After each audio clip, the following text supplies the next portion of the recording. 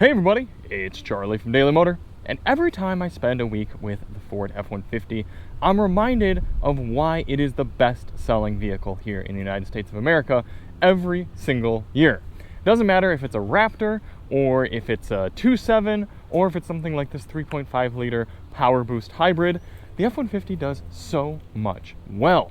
So this week, we're taking this XLT PowerBoost out on an adventure and a camping trip up into the Sierra Nevada mountains from Orange County, California here. We're going to do about 600 miles on the truck. We're going to have it loaded up with camping gear, and we're going to put it into that real world use scenario that a lot of people are going to be using their trucks for. Now, we won't be doing any towing, but we'll have it loaded up with a few guys and a bunch of gear. The one you're looking at right here is just about $70,000. That's because it's about as fancy of an XLT as you can get.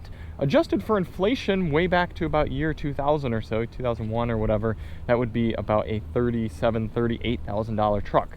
And the more that I've been thinking about it and looking at it and comparing it to what you used to get for that price to what you get now, it's actually kind of impressive. And I don't really want to hear too much about, oh, trucks are becoming so expensive these days, because everything this truck offers in a lot of ways makes it a better deal than a comparably priced truck from many, many years ago. So as you're looking at it, FX4 package, meaning we've got tow hooks up front. We still have a little bit of an air dam blocking some of the air, giving us a little bit better fuel economy. We've got some underbody skid plate protection. We do still have these large chrome wheels. In fact, the marsh gray paint along with the chrome accents, I still haven't been fully sold on. It's kind of cool looking, but also a little bit weird. I think maybe a black appearance package would look good for this one. We've got fixed running boards. Unfortunately, we have the smaller 5.5 foot bed. If I were building out an F-150, it would be almost identical to this one, except it would have the 6.5 foot bed. But we do have some nice features back here, including a dampened tailgate, not powered, just dampened, and then a step that comes down there right in the center, so you can either just step up and grab things, or you can open this, let it come comfortably down, and then that step is rendered useless, but you have the step and handle that come out of the tailgate. And because this is the hybrid, we've got 4 wall style outlets here and then a 240 volt, so you can power a whole bunch of accessories. I don't think we're going to be glamping this weekend, so I don't know if we'll be utilizing those, but it is nice to have. I appreciate that we've got both 7 and 4 pin connectors right here for trailers. I think this one has sort of the standard towing package. I don't think we have anything like the max tow pack or anything like that. In the back, you can see cloth seats, but they do fold up and give us this kind of cool storage area, or you can have both seats folded up and have a massive amount of storage. This also reveals the Lace Fit floor mat that we put back here. This video is sponsored by them, and you can see how much more useful it is compared to the factory floor mat, because it comes back here further, protects more, goes underneath the seats. It's this nice, flexible, durable, plastic, rubbery material here. Fits in nicely, fits all the gaps, because it's laser measured in there to do just that. And we'll take a look at the front as well. Yeah, look at those, a little bit of Lace Fit branding. Again, covering a lot more of the area, especially under the pedal, compared to the factory floor mats. So if I were you, I would skip the floor mats from Ford. Get yourself a set of Lace Fit. You can check the link below if you want to order them. They're really well priced as well. Let's finish taking a look at the back seat. Anish will be back here. He doesn't have any sort of flip down armrest, but that's fine because he's probably going to be sitting in the center. F-150s provide a ton of knee room when you're getting the crew cab like this. And then we've got 12 volts, USB-Cs, and a 110 wall style outlet there. Actually, technically says 120, 20 amp, as well as some air vents, cup holders, a panoramic sunroof. Still the classic little mechanical locks right there. I appreciate that. Then getting up into the front, again, this is the 303A high-level XLT, so we've got powered seats, but they are cloth. I kind of like that combo because they're still heated as well. Leather-wrapped steering wheel, that's important for me. We've got the Pro Trailer Backup Assist. Would love to have that if we were trailering. Also have a built-in trailer brake controller. No four-wheel drive high, just too high, no four-wheel drive auto, just too high, 4 low, and a locking rear differential with this FX4 package. And Sync 4, which is one of my favorite infotainment systems because it's a nice big screen, but it still gives us physical controls for climate and HVAC. It's not like the big tall Sync 4A screen that eliminates our physical controls more so. Also, column shifter. Look at that. Love getting the column shifter in a truck, because that means we don't have to wait for our shifter to open and close. We don't have to worry about it breaking. And theoretically, I could open up this big productivity surface, and maybe if we do some eating on the road trip this week, then I can have that open, although it would remove our cup holders then. But just nice to have the column shifter free up, give us more space here in the center. This 3.5 liter PowerBoost is one of my favorite powertrains on the market because it's so smooth, decently efficient, and so powerful. So it's still the 3.5 EcoBoost twin turbocharged V6 engine, but then paired up to a hybrid electric powertrain, electric motor. So it'll do things like completely shut off when you come up to stoplights or when you're just idling. So right now, motor's off, or engine I should say. Then lean back into it, fires right back up. And I broke the tires loose giving this the beans at about 30 or 40 miles per hour earlier today while shooting. So it's really got some impressive power. I don't have the figures right here in front of me. You will have already seen them there at the beginning of the video.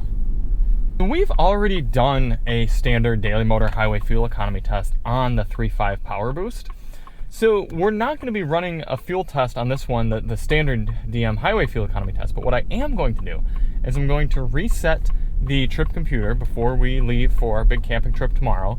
And then I'm just going to drive the truck as a normal person, as I would if I owned this and we're going up on this big camping trip. So it's going to be a good amount of, well, it's going to be some city stop and go highway traffic getting through LA, and then we're going north into the Sierra Nevadas. So we're going to have a good amount of cruising on the highway, going up through mountain passes, and then into the mountains, hanging out, using the truck for camping, and then coming on home. So it'll be cool to see what sort of real world fuel economy we'll get. I'm really curious if we can at least break that 20 mpg figure.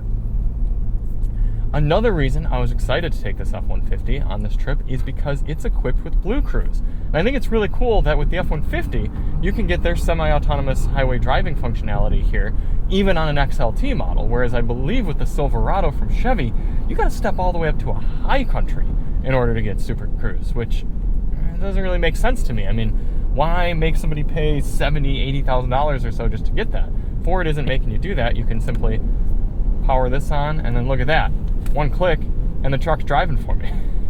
I mean, that's really cool, isn't it? People think, oh, Tesla's the autopilot. No, this actually works better in most situations because I don't have to keep putting my hand on the wheel, and it'll change lanes for me as well.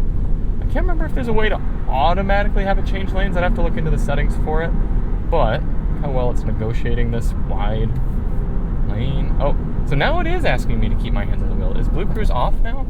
Oh, Blue Cruise actually seems to have turned off, and I'm kind of surprised it didn't beep at me for that. Okay, there we go. It's back on. Yeah, this is definitely going to be nice to have for this road trip. So it is time to pick up Eve from daycare, and then tomorrow morning, load up the truck and head out with the boys. Here we are getting all loaded up with the PowerBoost. And again, when you're dealing with a 5.5 foot bed, got to be a little bit more selective with how you pack. But we've got comfortable camping gear for 3 gentlemen right now. And earlier when we were loaded up, we had the step out. I don't think we'll quite be using it here. Got the Mustang blocking a little bit, but getting that loaded. Got the back loaded up. Also, quick opportunity to shout out this video's sponsor, Lay's Fit. So you can see we got these floor liners in, and they're covering up a lot of space, going way under. So when we got our dirty shoes from hiking and camping, it's not going to get the carpet dirty underneath. And if we take a look at the floor mats up here in the front, you can see again how nicely they fit around everything. Good durable material and pretty darn good price, quite a lot cheaper than some of the ones that you're going to be seeing out there, some competitors. So if you need some floor mats for your car, highly recommend checking the link below, get a little discount, getting some Lay's Fit mats. But you can see we're putting all the little cubby spaces to use, and because this one has the column shifter, we can have this open so that we can eat our burritos once we get rolling here. Got the little snack space. They say it's a productivity space, but let's be honest, it's for snacks. Tons of space for my water bottles still and everything. Got a little bit of that under storage. I got my backpack squished under there. So we are going to be good to roll here before long. Headed up north, F-150 rolling fast. Laughing with the boys, got the windows down at last.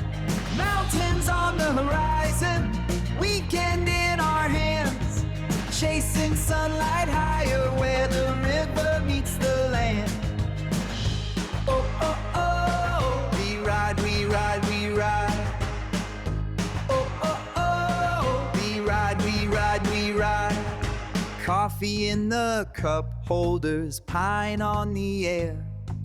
Miles of dirt and gravel, no signal, no cares.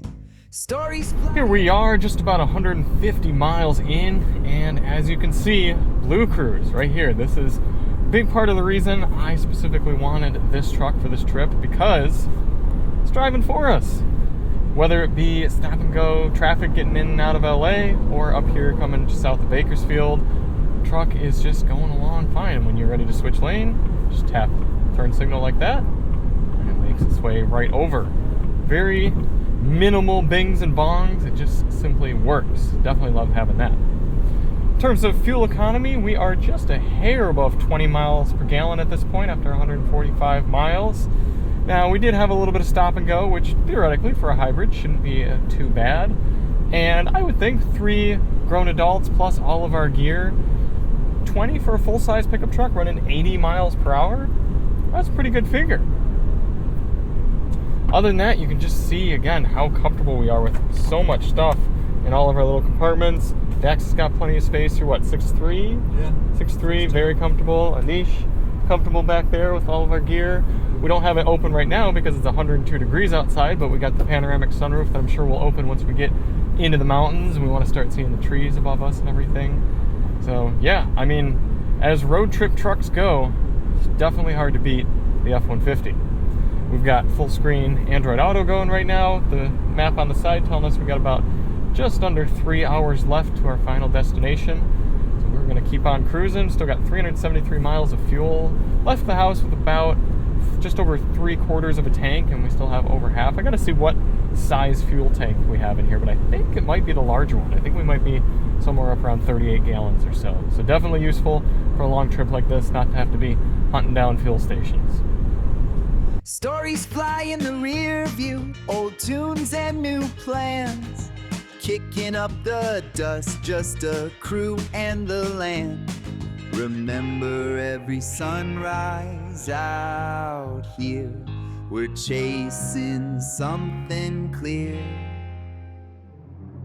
Headed up north, 150 rolling fast.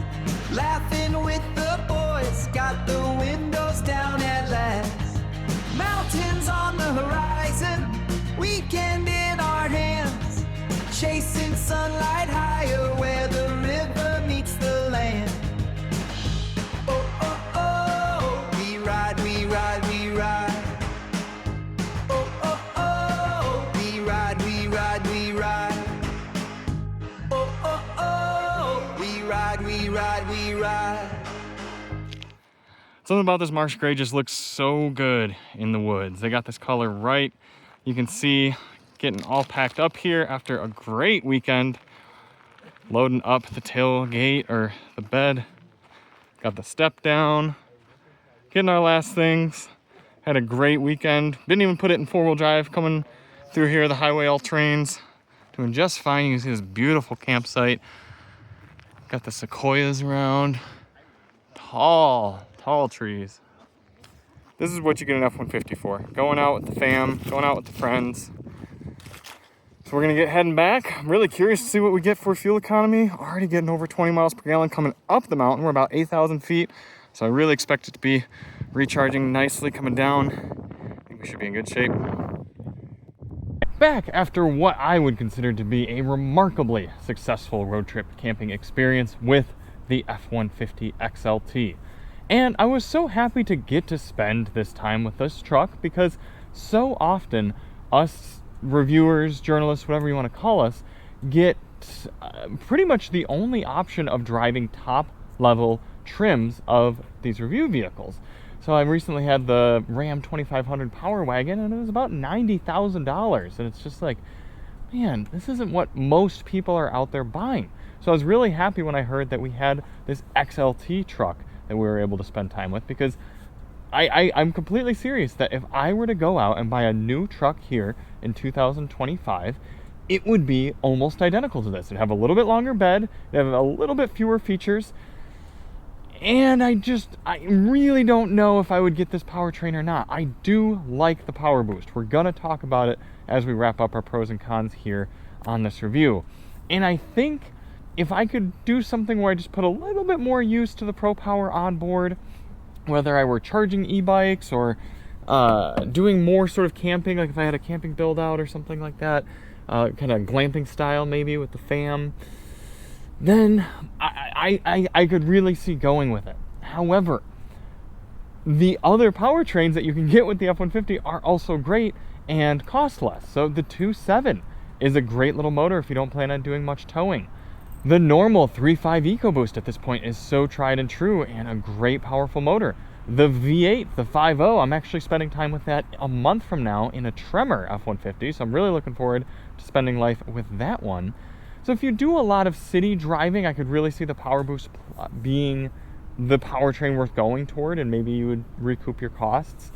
But because of some of its unsmoothness, as we'll talk about here in a moment, I just don't know that, plus the cost and the added complexity, I don't know if that's what I'd go with. But other than that, this is nearly identical to the truck that I would pick. And a little bit of a spoiler alert, but that's over the Toyota, that's over the Ram, and that's over anything from GM.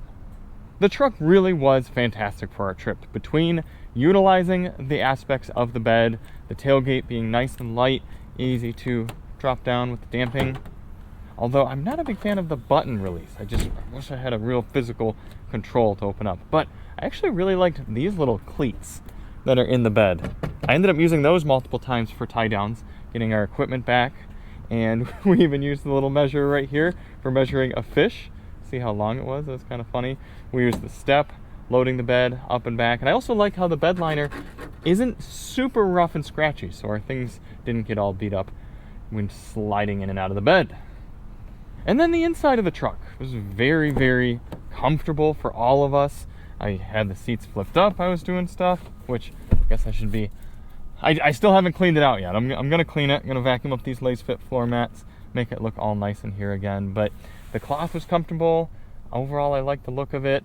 The functionality was great for both backseat passenger and us up here in the front. So it really worked well as a road trip machine. I just can't get over all these cubbies and storage bins. But let us not ruin one of the pros, and let's get right into the pros and cons. I'm not going to do a full drawn out pros and cons list like I do for a normal style review, just since we've already had this road trip element of the car, but I do want to go through them a little bit quickly and kind of talk about my opinions on the truck a bit contextualized. So some of these were a little bit of a stretch to come up with for the cons, just because I really don't have too many, but we were able to come up with a list of 5. First of which being the interior styling on this XLT model. There's a lot of gray going on here. Not a huge fan of the gray, and I could see if you were cross shopping with the Ram 1500 definitely does look nicer inside. I don't have a problem with this. Thank goodness there isn't any piano black down here, but I can acknowledge that some of the other trucks are a little bit fancier looking, and by all means, if you get up into something like a King Ranch or Lariat or Platinum Limited or whatever, it's going to be nicer inside here, but you're still going to be dealing with kind of this chunky design, some of these big plastic bits, so fair enough. Maybe not the most handsome interior in the class. Next con, the wireless device charger doesn't hold your device in here at all, so it is at a little bit of an angle, but if you're running something like an iPhone or something like this Pixel 9 Pro without a case, you take one subtle corner and your device is sliding one way or sliding the other way off the charger. So some sort of way, again, like some of the other trucks do, that sort of hold your device down and hug it and make sure it stays on the wireless charger would be welcome. Next con, again, minor, but no EV button. Some of you who have owned Toyota hybrids know that they've got a little EV button on it, and that's helpful for if you just need to move the vehicle around and you don't want to start your engine. you can maybe pull it out of your driveway or pull it into a parking spot or something without starting the engine. And you can do that here with the F-150. So I know it's capable of driving and never starting its engine, but there's no explicit way to prevent that from happening. So you start the truck up. In fact, I'll just show you right now. I can start it up. The engine doesn't start. We're just driving on electric right now. I can put it into gear and do something like drive over here. And maybe if my engine were cold and I didn't want to start the engine because I knew I was just driving really quick, I can do that. Sorry, I didn't put my seatbelt on. And then come to a stop. The problem is, if I press the accelerator down just a little bit too much, the engine would fire up and it'd have to warm up and everything. If it had an EV button, you could press that and it would sort of lock it into electric mode, and I could drive around a little bit more confidently and easily. I could really see the benefit of that with a truck, because oftentimes you're doing things like just moving it a little bit around the campsite or moving it around your driveway or your house or whatever. It would be nice to have. The next con, unfortunately, comes down to the smoothness of this PowerBoost powertrain. Not sure if it's the transmission or if it's the tuning of the engine, or maybe a little bit of both, but the handoffs between electric to gas and then some of the shifts, not always smooth. And that's disappointing coming from some other hybrid systems where you essentially wouldn't even know that it were a hybrid. And I know this is a much more robust transmission than a lot of lighter duty vehicles and it's a more powerful engine, but there are absolutely times where I know I'm driving a hybrid because of the smoothness of the shifts. I'll see if I can get any sort of replication while we're driving here. Overall, not a bad experience. Most of your driving, 98-99% of the time, very smooth. But you do get that 1% to 2% of times where you get something rough going on with the powertrain. Not something you experience in either one of the gas-only versions of the F-150, typically speaking, although the 10-speed has been known to hiccup in those as well. But also something like one of the Toyota hybrids, not something you experience. The last con comes down to one of the reasons I actually asked for this truck, Blue Cruise. Blue Cruise overall works well. It doesn't work well enough, well, maybe I will mention it in the pros briefly, because it is great to have. But the fact that it's restricted to large established highways and freeways does limit its usability compared to just a very good, solid, active lane keeping system. The situation we had is we took the 395 south from the Sierra Nevadas, and for any of you who are familiar with that area, it's divided for many sections, 2 lanes divided, so 4-lane road total, divided up, median in the middle. And it goes that way for hundreds of miles through very desolate area. Could have easily been driving itself, this car, but instead it wasn't, because it wasn't a mapped freeway. And I understand that they're continually growing their network and it's becoming more and more usable and they've got certain limitations. But it was just a little disappointing to have gotten so happy and comfortable and content using Blue Cruise and then not be able to use it after a period of time because that road just simply wasn't in their database, even though it was a very large and established, probably state highway. Coming back here for our first pro, and this is probably the biggest element that makes me like the F-150 so much. It's the interior layout and thoughtfulness. And that's so well exemplified with a trip like we had this weekend where we're stopping and getting snacks. We're loaded up all full with camping supplies, and we've got 3 of us in the car. We've got a lot of things. We've got water bottles, phone cases, keys, toll passes, USB sticks, packs of gum. We never ran out of places to put stuff in this truck because you just keep finding more and more places to put your things, especially with the column shifter being up here, freeing up this whole area. We even had a situation in which we got food along the way, opened this up, and you can see some remnants here, had our drinks back there and in the door, had a big eating area. I know they say it's for productivity, but let's be honest, it's for being productive, feeding yourself. And then the fact that you have these rubber liners keeps things that you set up there from rattling around. And again, Dax was using this center area to put some of his stuff, his wallet and his keys, whereas in something like the last two Rams that we had, the 1500 and the 2500, they had a stupid screen over there, so it entirely eliminated that useful storage spot. And then the buttons, oh my gosh, the buttons. Just having a nicely built-in screen into the dash with real physical controls for the audio and for the climate. There were so many times this week where we're driving these mountain roads and just do a little click right here for the fan speed or for the temperature. Or Anish was adjusting his temp when he was sitting there and he had his own physical dial. I didn't have to change anything in the screen. When I went to throw it into 4 high at the campsite, just one click, boom, it worked. Adjustable pedals over here. Nice real physical buttons on the steering wheel. Just everything works, and I really hope they don't try to go more tech heavy and cheap out and simplify the interior for any sort of redesign on the F-150, because it's such a warm, comfortable, and intuitive place to spend time. It's one of my favorite laid out interiors, especially in the truck market. Next pro is actually back to the wireless device charger, because despite it not holding your phone well, it's got active cooling. It's got a little fan in there and some holes, so if you put your device on, it'll cool it down, and that's huge for running wireless CarPlay or Android Auto and charging your phone, keeping the temps down. I'm very glad it's got active cooling. So if they could just find a way to hug your phone a little bit better, perfect wireless charger. Next pro is the expanded usability that the PowerBoost gets you. The fact that you can get up to 7.2 kilowatt hours of power here, plug everything in. I know people who genuinely use this as a generator at racetracks or campsites, or maybe at the beach. The motor runs so quietly. Let me just start it up right here so you can see. Start the engine.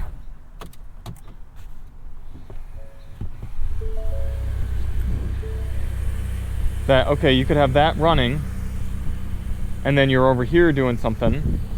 It's essentially like just having a generator running. Now, maybe one of those little Honda generators would be a little bit quieter, but it's nice just having that built right into your truck. So maybe you have electric bicycles in the back or something, you want to charge them up, maybe you got some sort of big battery pack. It's cool to have that ability right there in your truck, both in the cab and in the bed. The next pro back here out on the road is the fuel economy. It's great being able to casually drive a full-size pickup truck like this and be getting 20 miles per gallon. I was a little mistaken earlier in the video when I said that we had gotten 20 miles per gallon by the time we got up to the mountain. We were actually down about 18 mpg by the time we got to our campsite. But by the time I got back to the house, we had ticked back to 20 miles per gallon. And that's with cooking along on the highway anywhere between 70 to 80 miles per hour. Some traffic areas, no traffic in other areas. And the bed loaded up and guys in the cab. The AC running, it was 107 degrees at one point coming home. Still 20 miles per gallon. I wasn't trying to achieve that number, so I know it's a little bit below EPA, but the fact that that's as good of fuel economy as I got, over 519 miles, just average driving, very good for a truck like this. So if you plan on doing more low-speed sort of city driving, you're going to see huge fuel economy gains with this compared to something like a normal, just gasoline-only full-size pickup truck. Next pro, the quietness in here. Driving around, highway speed, city, doesn't matter. We've got dual pane glass in this XLT model. It's so serene and calm. I remember when we closed the windows coming through the mountains, and it was just quiet in here. The fan speed's quiet, insulation's good. It's well built, it really is. And the last pro, Blue Cruise. I mean, yes, it's got its frustrations with its availability, but just being able to have a semi-autonomous driving functionality like this makes road trips so much more relaxing once you get out of the hustle and bustle of a big highway. I love that it's there. It's definitely still up in competition with GM's Super Cruise, but I think I like it better than Tesla's Super Cruise or Tesla's Autopilot. I'd love to spend more time with Tesla Autopilot, but they don't give out press cars, so they're going to further fall behind in coverage. So there it is, the F-150 XLT PowerBoost. But before we wrap up, we still got to put it on the Daily Motor Leaderboard. Current leaders of the DM Leaderboard: Hyundai Santa Fe, Jeep Gladiator, and Nissan Armada.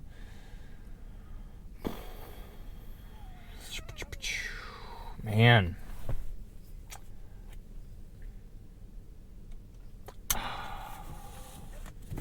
This truck is $70,000. The Santa Fe costs 20 grand less. The Gladiator even costs less.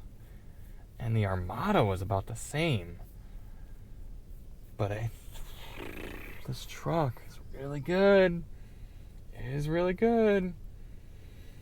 I think the F-150 as a model, as a lineup in general, it's got to go up top. First place so far. I just, as a lineup in whole, between everything from a little 2.7 XL model all the way up to something like a Raptor R, the F-150 is one of the most enjoyable vehicles to use and spend time with and have in your daily life. It really is that good. And I know some people prefer the interiors or the inline six in the Ram. And I know some people prefer the powertrain options and the styling of the GMs. And I know some people prefer the reliability, potential reliability of the Toyota. But between the comfort, usability, and configuration ability, and I'd go as far as to say styling as well, of the F-150, to me, this is the top. So thank you all so much for watching. If you do want to see more on this F-150 or any of the other ones we've reviewed, including that Tremor that we're going to be reviewing in about a month, check the link below and stay tuned and subscribed and all those things. You can also find the review of the 8-speaker B&O audio system below. And we'll see you on the next one. I'm Charlie from Daily Motor, and as always, drive on.